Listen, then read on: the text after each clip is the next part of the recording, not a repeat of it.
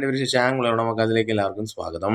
ഇന്ന് ഈ വീഡിയോ ചെയ്യാനുള്ള കാരണം വേറൊന്നുമല്ല. ഇന്നിപ്പോൾ ചെറിയൊരു സംഭവം കണ്ടു. ഇതിപ്പോൾ ഈ ചർച്ചകൾ നടന്നുകൊണ്ടിരിക്കുകയാണല്ലോ. ബീഹാർ തെരഞ്ഞെടുപ്പിൻ്റെ ചാനൽ ചർച്ചകൾ നടന്നപ്പോൾ അതിലൊരു കോൺഗ്രസ് പ്രതിനിധി പറഞ്ഞ ഒരു കാര്യമാണ്. അതായത് ബീഹാറിലെ സാക്ഷരതയെക്കുറിച്ചും അതേപോലെ തന്നെ അവിടുത്തെ സാമ്പത്തിക വ്യവസ്ഥ, അർത്ഥവ്യവസ്ഥയെക്കുറിച്ചൊക്കെ, അതായത് സാമ്പത്തിക സ്ഥിതി, ജനങ്ങളുടെ സാമ്പത്തിക സ്ഥിതി വളരെ ദയനീയമാണ്.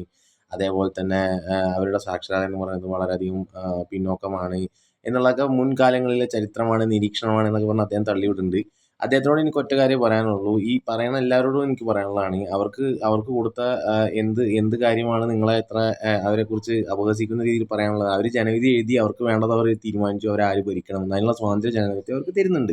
രണ്ട്, എനിക്ക് ചോദിക്കാനുള്ളത്, കേരളത്തിലെ ജനങ്ങൾ നിങ്ങളെ 2 വട്ടമായിട്ട് തിരസ്കരിച്ചുകൊണ്ടിരിക്കുകയാണ് കോൺഗ്രസിനെ. അങ്ങനെ നോക്കുകയാണെങ്കിൽ രാജ്യത്ത് പല സ്ഥലത്തും ആളുകൾ തിരസ്കരിച്ചുകൊണ്ടേയിരിക്കുകയാണ്. അപ്പോൾ ഇതിൻ്റെ അർത്ഥം എന്താണ്? കേരളത്തിലെ ജനങ്ങൾക്ക് സാക്ഷരതയും കമ്മിയും അതേപോലെ തന്നെ സാമ്പത്തിക അവസ്ഥ ദയനീയമായതുകൊണ്ടാണോ നിങ്ങളെ ഭരണത്തിലിരിക്കുന്നത്? അതും നിങ്ങൾക്ക് സപ്പോർട്ടീവായിട്ട് ജനവിധി എഴുതാത്തത് എന്തുകൊണ്ടായിരിക്കാം? അല്ലാന്നുണ്ടെങ്കിൽ അവർ ചിലപ്പോൾ ഭരണപക്ഷത്തുള്ളവർ കൊടുക്കുന്ന പെൻഷനും അതേപോലെ തന്നെ കിറ്റിനും മയങ്ങിയിട്ട് അതിനു വേണ്ടി മാത്രമായിട്ടാണോ അവർക്ക് വോട്ട് ചെയ്യുന്നത്? അതാണോ നിങ്ങൾ പറഞ്ഞു വയ്ക്കുന്നത്?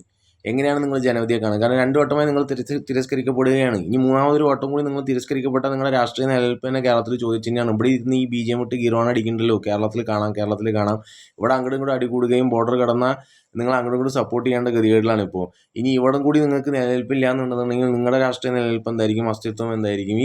ഈ ഒരു തവണ കൂടി കേരളത്തിലെ ജനങ്ങൾ, അതായത് പ്രബുദ്ധരായ ജനങ്ങൾ നിങ്ങളെ തിരസ്കരിച്ചാൽ നിങ്ങൾ എന്താണ് പറയാൻ പോകുന്നത്? ഇതേ സംഭവം തന്നെ നിങ്ങൾ അവിടെ പറയുമോ? കാരണം സാക്ഷരത കുറഞ്ഞുകൊണ്ടാണോ, അതോ സാമ്പത്തികമായിട്ട് തന്നെ? അത് പറയാൻ പറ്റില്ലല്ലോ. കാരണം സാക്ഷരതയിൽ നമ്പർ 1, സാമ്പത്തികത്തിൽ നമ്പർ 1, അതിദാരിദ്ര്യത്തെ മുക്തമാക്കി അന്താരാഷ്ട്ര ലെവലിൽ നിൽക്കുന്ന സംസ്ഥാനം. അപ്പോൾ എന്താ നിങ്ങൾ അതിന് കാരണം എന്താ പറയുക? എന്തുകൊണ്ടായിരിക്കും ജനങ്ങൾ നിങ്ങൾക്ക് വോട്ട് ചെയ്യാതിരിക്കുന്നുണ്ടാവുക? ഇനിയിപ്പോൾ നിങ്ങൾ വേറെ എന്ത് പറഞ്ഞിട്ട് കാര്യമില്ല. പക്ഷേ ഈ ഒരു അവലോകനം ഉണ്ടല്ലോ, നമുക്ക് ഫേവർ അല്ലാത്ത വോട്ടിങ് വരുമ്പോൾ ബീഹാർ കോൺഗ്രസും ഭരിച്ചിട്ടുള്ള സംസ്ഥാനമാണ്.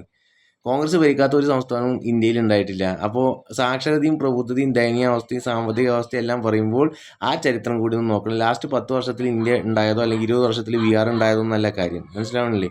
അപ്പോൾ ഈ തരത്തിലുള്ള അവലോകനം ജനതയെ അപഹസിക്കുന്ന രീതിയിലാണ്. അതേ സംഭവം തന്നെ നിങ്ങൾ ലോജിക്കായിട്ട് അപ്ലൈ ചെയ്യേണ്ടി വരും. പിന്നെ കേരളത്തിലും 2 തവണയായിട്ട് നിങ്ങളെ തിരസ്കരിച്ചു, 3ാമത്തെ തവണയും നിങ്ങൾക്ക് വോട്ട് കിട്ടിയില്ല എന്നുണ്ടെങ്കിൽ നിങ്ങൾ എന്താണ് അതിൽ അവലോകനം ചെയ്യാൻ പോകുന്നത്? എന്തുകൊണ്ടായിരിക്കാം പ്രബുദ്ധർ ഭരണ തുടർച്ചയെ അനുകൂലിക്കുന്നത് എന്ന് നിങ്ങൾക്ക് തന്നെ പറയേണ്ടി വരും.